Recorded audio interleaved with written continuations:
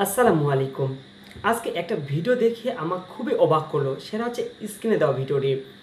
ভিডিওতে আমরা দেখতে পাচ্ছি এক ভাই খুব স্পিডে গাড়ি চালাচ্ছে এবং গাড়ি চালাতে চালাতে যায় যে নিয়ন্ত্রণ সে হারিয়ে ফেলেছে। মানে সে গাড়িটা এত জোরে চালাচ্ছে যে তার যে নিয়ন্ত্রণ আছে সেটা সে হারিয়ে ফেলেছে। মানে হ্যান্ডেলের যে কন্ট্রোলিং সেইটাই সে হারিয়ে ফেলেছে। তাহলে কত স্পিডে চালাচ্ছে আপনি দেখছেন? কি দরকার ভাই এত জোর গাড়ি চালার?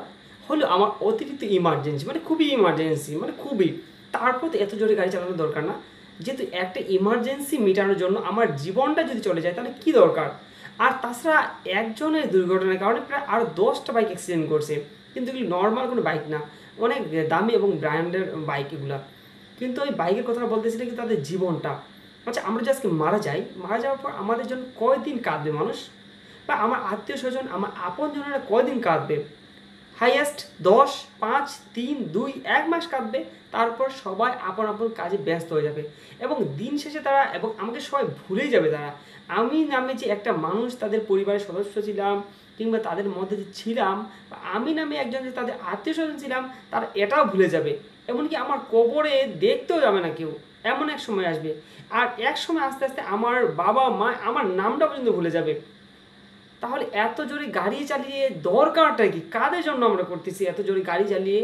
এত গাড়ি চালিয়ে কোথায় যাচ্ছি আমি? এটা নিজের বিবেকটাকে একটু প্রশ্ন করেন। মানে একটা গাড়ি পাইলাম হাতে, সেটা নিয়ে আমি উড়ে যেতে যাচ্ছি, তাহলে হবে না।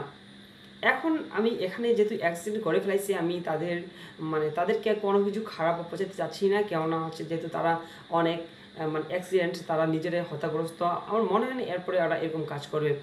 একটা বাইক যখন পড়ে গেল, তারপর দেখতে পাচ্ছি মানে তার সাথে সাথে আরেকটা বাইক এসে সেই বাইককে ধাক্কা দিচ্ছে। মানে তাদের কন্ট্রোল যে সাথে করবে সেটাও করতে পারতেছে না, মানে কত জোরে আসতেছে। তো এই ভিডিওটা বানানোর একটাই উদ্দেশ্য, সেটা হচ্ছে আমরা সকলে সচেতন হই। আমরা যদি এভাবে মানে আমরা শিক্ষিত মানুষ, এর গরিব মানুষের কিন্তু একটা সন্তান নয়, অবশ্যই তারা শিক্ষিত ফ্যামিলি, শিক্ষিত পরিবারের। তারা যদি এইভাবে মানে আমরা যদি এইভাবে করে গাড়ি চালাই, তাহলে হয়তো আমাদের এই সমাজ, এই দেশ আমাদের টিকে থাকতে পারবে না কখনো। মানে একসময় মানুষের যে মনুষ্যত্বটা আছে বা ভালো গুণগুলো আছে, সেগুলো আস্তে আস্তে নষ্ট হয়ে যাবে। আমরা যদি পৃথিবীর ভালো ভালো উন্নত দেশ দিকে তাকাই, তারা করে কি, তারা দেশকে উন্নত করার জন্য কাজ করে। আর আমাদের বাংলাদেশ হিংসা আর হচ্ছে মানুষকে কিভাবে ছোট করা যায়, নিচু করা যায়, সেই নিয়ে আমরা পড়ে যাচ্ছি। কেউ উন্নত করার জন্য আমরা যাচ্ছি না। দেখেন আজকে ওনাদের হাতে বাইক পাইছে, বড় বাইক, সেক্ষেত্রে তারা করছে কি, তারা বাইক পাই এত জোরে বাইক চালাচ্ছে যে আমার জন্য কেউ চিন্তা করে বা কী করে তারা ভুলে গেছে।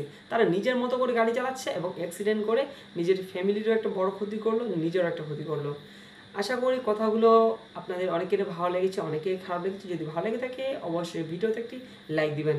আর এরকম যাতে মেসেজ আমি দিতে পারি এবং এই মেসেজটি আপনার বন্ধুদের মাঝে শেয়ার করেন, যাতে তারা সচেতন হয়। ধন্যবাদ সবাইকে। আসসালামু আলাইকুম।